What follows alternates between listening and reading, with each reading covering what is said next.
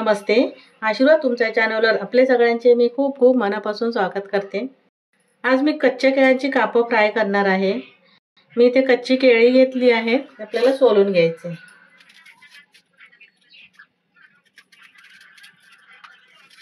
इथे केळी मी सोलून धुवून घेतले, आता हे कापून घ्यायचे। थोडे जाडसर ठेवायचे।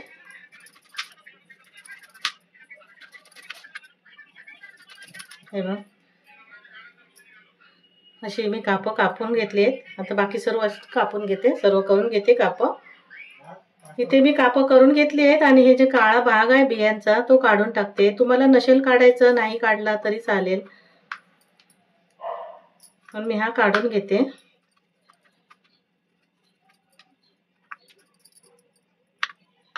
हे बघा, आता मी असंच हे काढून घेते सर्व काळा भाग।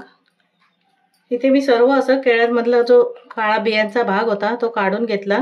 त्यासाठी आता आपल्याला मसाला तयार करायचा आहे। इथे मी मसाला घेतलाय, अर्धा चमचा मिरची पावडर घेतली आहे, मीठ घेतलंय, चवीप्रमाणे मीठ घ्यायचं, जेवढे असं असेल तेवढं आपलं केळं। अर्धा चमचा हळद घेतली आहे, थोडासा हिंग घेतलाय, अर्धा चमचा धना पावडर घेतली आहे आणि अर्धा चमचा आलं लसूण पेस्ट घेतली आहे। मिक्स करायचं आहे, थोडंसं पाणी घालते। मी ते पाणी घालून सर्व मसाले व्यवस्थित असे मिक्स करून घेतले। आता आपल्याला हे केळी घ्यायचे आहेत, जे आपण कापं करून घेतले ते, आणि त्याला असं मसाला लावून घ्यायचा आहे।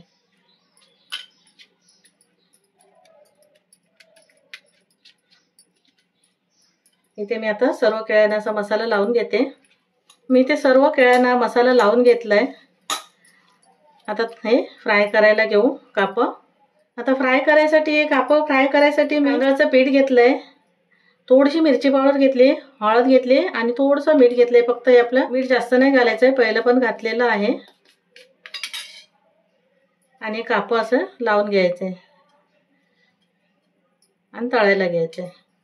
हे मी तळायला घेते केळ्याची कापं। त्यासाठी गॅसवर पॅन ठेवलाय, तेल घालून घेते।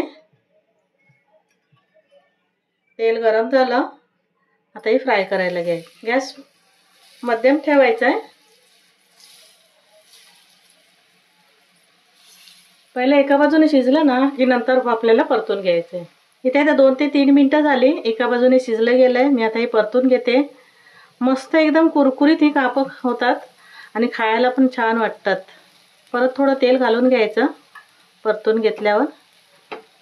आता हे सर्व कापं मी अशी परतून घेते।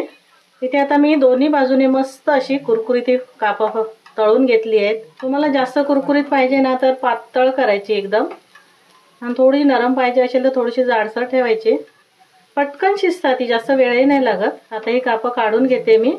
इथे बघा, मस्त आपली कच्च्या केळ्याची कापं तयार झाली आहेत। डाळ भात सोबत खायला मस्त वाटतात। तर ही रेसिपी तुम्ही करून बघा। रेसिपी आवडली असेल तर लाईक करा, शेअर करा, सबस्क्राईब करा।